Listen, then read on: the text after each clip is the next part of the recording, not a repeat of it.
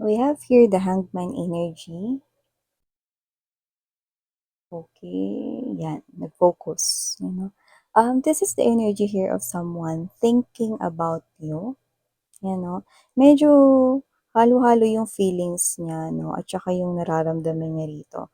May halong excitement na nakukuha natin, pero nabavibe ko rin na parang meron pa ring a little worry sa kanya. Excited na may halong pag-aalala. Yan. Siguro may nagawa siya rito sa inyo na hindi katanggap-tanggap for you guys, with the Seven of Swords energy. Ayan. Parang meron siya ritong ginawa na something na hindi nyo nagustuhan.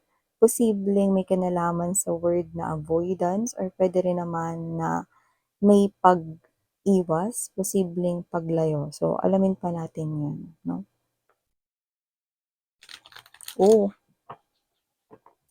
strongly your ex-person with the Six of Cups energy. Yung person na nagsalo kayo ng mga happy at mga magagandang memorable na mga memories.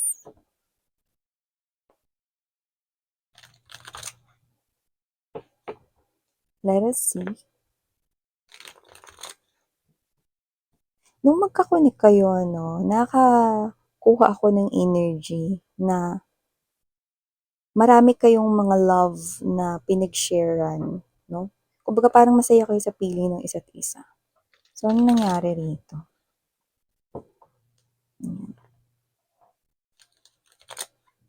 Alamin natin yan.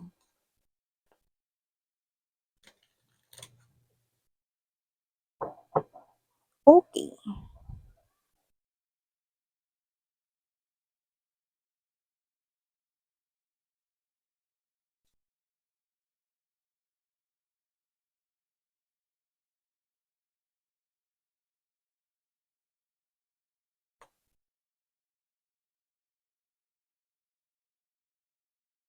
Oh,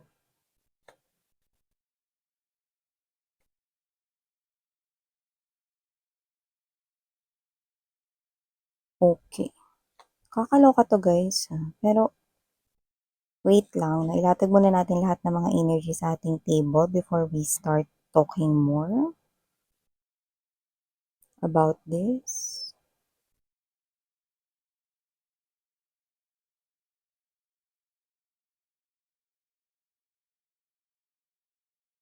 Okay.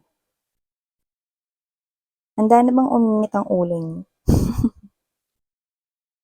Kung handa na, itaas ang paa. Yan. So, before we start, let me just greet everybody. Hi and hello there, newbies, new subscribers. Ako po si Ian, welcome. At sa mga returning viewers, thank you so much for the warm love and support you're giving me. So, wala po tayo ditong gender, babae, lalaki, LGBT, lahat kayo welcome. You can flip roles if you want, and of course, at the end of the day, you always have your free will. Dito sa tingin ko ayaw yung i-flip yung roles, no? Yan, no, malalaman ninyo, no, ilang sandali na lamang, no, pero yun nga, no, announcement muna na kung hindi niyo pa po knows, meron pa po tayong isa pang channel, the link is down below sa ating description box, no. Timeless ito, pwedeng tapos na nangyari na sa iba naman sa inyo, pwedeng nangyayari sa kasalukuyan, at sa iba naman, pwedeng hindi pa, at isang prediction ng inyong future. So, nakita ko dito mga babes, no, na meron dito nakakaloka, no, kasi meron ditong nagbabalik sa buhay ninyo, no? And strongly, ex-person nyo ito, no? This person here, umalis, there's an abandonment issue before. But with the Eight of Cups in reverse right here, this person here is bumabalik sa buhay ninyo. Pero alam mo, nakita ko rito, no, na ang tagal na, no, simula nung umalis siya rito or pakiramdam mo matagal na yon, no, na umalis siya sa inyong life, no. So nakita ko rito mga babes, no, that with the moon card in there, no, hindi niyo nakita na babalik pa itong person na to, no. Pero nakita ko rin dito that with the Nine of Swords energy and the Page of Swords, kayo ito ni hindi niyo rin alam kung bakit siya umalis before or hindi niyo maintindihan kung bakit siya umalis before. Yan, no? Magkaiba yun. Pwedeng hindi niyo alam dahil hindi naman niya pinaliwanag, pwedeng nang ghost na lang siya bigla or umalis na lang siya dito, no? sa inyong connection or inyong relationship, no? Or pangalawa, hindi mo maintindihan, no, bakit nangyari yon or anong dahilan niya, no? So, posibleng hindi niya ipinaliwanag sa'yo, basta na lang siyang umalis. Or pwede rin naman na ipinaliwanag niya sa'yo, no, pero hindi mo naman lubusang naintindihan ano bang ibig niyang sabihin doon, no? Kasi minsan may mga tao na nagsasalita na sila 'no, pero parang ano, ang hirap intindihin ng sinasabi nila 'no, kahit na parehas naman kayo ng lengguwahe, ano. Minsan gano'n 'no. Pero you know, just take how this resonates guys 'no. Pero dito nakita ko, you know, maghanda ka na kasi pabalik na siya rito 'no. At ang nakakaloka, death energy in reverse and there's this Knight of Wands energy. Ibig sabihin yan mga babes, no, mariin niya na sinasabi rito na mga babes na hindi daw naman kayo nag-break. Yan, no? So, ano palang tawag niya doon, no? Bakasyon? Nagbakasyon lang siya 'no, pero hindi siya nagpaalam or umalis lang siya 'no, tapos hindi naman daw pala kayo nag-break 'no. So, ano ba nangyayari rito 'no? Ikaw 'to na parang siyempre nakakainis 'to, nakakagalit ito na nawala kang bigla, hindi ka nagpaalam 'no, or hindi ka man lang nagbigay rito ng explanation 'no, upang ipaintindi sa mga nakshis ko kung bakit ka umalis 'no. Tapos ngayon babalik-balik ka sa buhay ng mga nakshis ko at sasabihin mo, hindi naman kayo nag-break. Ha? Anto-showbiz ka. Ano pala yung ginawa mo, umalis ka lang tapos nagbakasyon ka tapos wala kang connection. Ayan oh, patay yung connection ninyo oh. Four of Swords energy oh, Page of Swords. Ikaw ito na parang nangalap ka pa rito ng mga information, ano ba yung nangyari rito, no, ano ba talaga yung tunay na naganap, no? Tapos ikaw ito na posibleng hinanap, sinearch mo pa siya rito, saan siya nagpunta, ano ba yung tunay na nangyari, no? Yun, no? May stagnation sa inyong connection tapos sasabihin niya, hindi naman daw kayo nag-break. Ano to? Diba? So, whatever the case may be, kaya nga sinabi ko sa inyo kanina, handa na bang uminit yung ulo ninyo, no?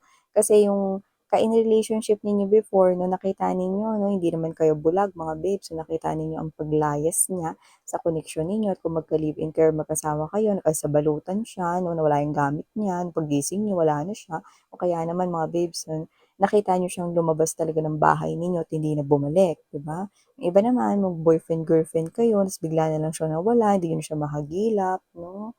Yung iba, hinabol niyo pa siya rito, yung iba naman, no, kayo 'to na parang nagtataka rito siyempre kailangan may explanation, 'di ba? Lalo na kung biglaan kang iniwan, 'di ba? Eh, nangyari rito malinaw na umalis siya, eh, ano? Dito kasi sa loob ng thoughts mo, malinaw na umalis siya, 'yan 'no? Kumbaga parang oo, dun sa parte na rason kung bakit niya ginawa yon hindi mo naiintindihan ng lubusan. Pero alam mo na wala kayong koneksyon ng ilang taon 'no or para sa'yo matagal na or iba-iba naman kayo ng time period or span of time dito 'no. Pero para sa'yo, alam mo sa sarili mong lumayas, eh, 'yan oh, lumayas, umalis oh, tapos ngayon babalik-balik dito 'no. May pinapakita sa'kin dito mga babes, with the Three of Coins energy, parang meron siyang ginawa, inasikaso on his or her own na hindi niya inopen sa inyo. Yun yung nakita ko rito. I'm sorry kung hindi ko pala na-focus sa ating mesa yung mga cards 'no, kasi, naka-focus ako dun sa pag-e-explain ko sa inyo kung ano yung nare-read ko rito mga babes 'no. So going back here, nakikita ko dito 'no, na kung sino man 'to. Hindi ko alam kung saan talaga siya nagpunta pero yung iba posibleng, lumabas ng bansa 'no, or pumunta ng ibang bansa 'no, may gano'n. Yung iba naman lumipat ng ibang lugar 'no, probinsya o kaya sa ibang parts or region 'no, or state. So nakikita ko dito na kung sino man 'tong energy na 'to, nagbabalik siya rito, oh, okey, with full smile 'no. At ang nakakaloka, masaya siyang makita ka talaga, ha. Masaya siyang makita ka lumalabas dito with the Ace of Cups energy 'no. So this person here will apologize to you. Actually, hahanapin ka talaga niya, sasadyain ka niya rito 'no. Lalo na kung alam niya kung saan ka nakatira, kung saan ka tumutuloy, or kung saan ka nagtatrabaho 'no. At ayan 'no, dito naloka ka talaga kasi sinabi sinabi niya rito na hindi pa naman pala talaga daw kayo tapos, hindi naman daw talaga kayo nag-break. Ikaw naman 'to na, eh, ano pala nangyari dun? Eh, 'no, 'di ba? tuloy-tuloy naman yung wifi sa mundo, 'di ba? At puwede namang mag-load 'no, pero wala ka namang na-receive na kahit na ano, na text message or tawag mula sa kanya 'no. So, kini-claim niya rito na nakakainit ng iyong ulo 'no, pumipintig dito yung mga ugat mo sa ulo 'no, na parang gusto mo ritong magalit na ano ba ibig mo sabihin dun na hindi naman kayo nag-break 'no, eh, ang linaw-linaw na walang balita 'no, ta's sasabihin hindi kayo nag-break ta's ituloy niyo rito yung inyong koneksyon 'no. Yun 'no, para sa inyo sorry is not enough, 'yan 'no. At kahit na anong paliwanag pa yung sabihin niya parang hindi niyo pa rin maiintindihan, 'di ba? Gano'n yung nakikita ko rito. So, malinaw na malinaw na binabanggit niyo dito na hindi siya nagparamdam ng ilang taon or ng matagal na panahon, tapos bigla siyang babalik sasabihin niya na parang ituloy yung koneksyon. Yung alam mo yung parang ano, um, kasi ganito yan, eh, importante sa relationship yung nag-uusap, eh. Kunwari may LDR kayong koneksyon kasi magtatrabaho siya sa ibang bansa, alam mo na magtatrabaho siya, 'di ba? At malalayo siya sa'yo, 'di ba? Eh, sa inyo walang pag-uusap na gano'n, eh, na puwedeng nakita mo na lang na dala-dala na pala niya yung ano, yung, maleta niya, nag-impake na pala siya, naka-backpack, gano'n. Hindi mo alam kung saan siya pupunta, na yung mga gano'ng bagay. So, nakita ko rito 'no, na talagang lumayas siya, umalis 'no, at yung iba talagang, nakita ninyo rito na nawala talaga siya 'no. Kasi nawalan kayo ng balita rito, 'di ba? Hindi talaga niya kayo rito nabigyan ng explanation. Tapos eto ngayon 'no, naguguluhan kayo rito sa ibig niyang sabihin 'no. Meron siya ditong lumalabas na inasikaso, puwedeng related sa personal niyang life or related sa kanya ritong kaperahan or pangarap niya. Tapos ngayon siguro tapos niya ng gawin yun 'no, bumabalik siya rito 'di ba, na parang parang anytime 'no, available kayo ulit na to-talk or nandiyan lang naman kayo 'di ba, hindi niya yun naiintindihan dito 'no. Pero nakikita ko rito na kahit ganito na parang, posibleng galit na galit kayo sa kanya lalo na dun sa sinasabi niyang hindi naman daw talaga kayo nag-break, nakikita ko pa rin na parang hindi yung yabang yung nakikita ko, eh, pero parang may pag-asa dun sa loob ng puso niya rito 'no, na parang, um, meron siyang nararamdaman 'no, na may chance pa rin kayong dalawa, 'yan 'no. May gano'n siyang pinaparating dito. Pero siyempre, kayo pa rin yung may hawak ng susi sa koneksyon na 'to 'no, whether gusto niyo 'tong ituloy o hindi. Pero yun nga, nakita ko naiinit yung ulo niyo rito 'no, kasi ang tagal niyang nawala 'no, or matagal siya ritong 'di nagparamdam tapos sasabihin niya sa inyo hindi pa pala kayo break daw. 'Di ba? Eh, ta's yung iba sa inyo mga babes 'no, posibleng kumunik na rin kayo sa iba, nakikipag-date na kayo or nakikipag-meet up na kayo 'no, going on a blind date na yung iba 'no, tapos sasabihin niya, hindi pa pala kayo nag-break 'no, nakakaloka 'to 'no. So, whatever the case may be na nakikita ko dito, 'yan 'no. So, eto siya, ginugulo ka or guguluhin ka kung hindi pa 'to nangyayari rito 'no, guguluhin dito yung isipan mo, 'yan 'no. Kasi dito, nakita ko na nagkaroon kayo ng magandang samahan, eh, tapos biglang nawala siya, 'yan 'no. Kaya parang yung love mo, parang biglang naging frosted 'no, biglang naging, tawag nito, parang biglang nagyelo, tumigas yung heart mo 'no, yun yung nakikita ko rito. And this is you na itong person na 'to 'no, na nag-cause rito ng trauma sa'yo dahil nga umalis siya tapos hindi mo alam anong nangyari. Meron ka ba ritong ginawang hindi maganda? Ano ba yung mga bagay na parang nagawa mo hindi niya na-explain yun sa'yo. Tapos ngayon babalik-balik siya sa'yo rito, eh, yung iba sa inyo posibleng may ka-in relationship na o may lumalabas na kasi dito na parang may kinakausap na yung iba sa inyo or may ka-connect na kayong iba 'no, tapos sasabihin niya, hindi pa pala daw kayo tapos, 'yan 'no. Unfinished business pa daw, 'yan 'no. Pero alam mo sa tingin ko, eh, 'pag pinaunlakan mo na mag-usap kayong dalawa, tingin ko maipapaliwanag niya 'yun sa'yo. Pero nga, ikaw 'to na parang hindi na importante ano ba naging rason nun, ang tagal-tagal na nun, 'di ba? Parang kayo 'to na, past is past, 'yan 'no. Pero alam mo yung energy na 'wag mo nang sabihin na, "Hindi pa tayo tapos." Kasi ano ba nangyari ro'n, 'di ba? Gano'n na rin 'yun, eh, sa pagpapakahulugan ninyo, eh, 'no? Ako bilang eto, hindi bilang isang energy reader kundi bilang isang friend niyo, kung ako yung nasa posisyon ninyo iisipin ko rin yung iniisip ninyo, eh. Kasi hindi niya kayo binigyan dito 'no ng kahit na anong, update or tawag or call, no? Posible pa ngang may block ng communication because of the 5 of Coins energy. So, posible talaga na parang nagpalit pa ito ng number o nag-deactivate ng social media, may ganun, no? Pero, yun nga, sabihin ko sa inyo, to be honest, no, with this 3 of Coins energy, 6 of Coins, nakita ko rito na parang meron siyang ginawa na importante na may kinalaman sa pag-establish ng buhay niya or pag-i-improve ng buhay niya. Kaya nga binanggit ko sa inyo kanina, pwedeng trabaho yun or pangarap niya rito. Pero kahit na, di ba? Parang ano ba naman yung sabihin mo sa partner mo, yung mga plano mo, kaya nga kayo partner, 'di ba? Kasi kailangan may teamwork. Tapos ngayon babalik-balik ka, kahit sino naman iinit yung ulo tapos sasabihin mo, hindi pa pala kayo break.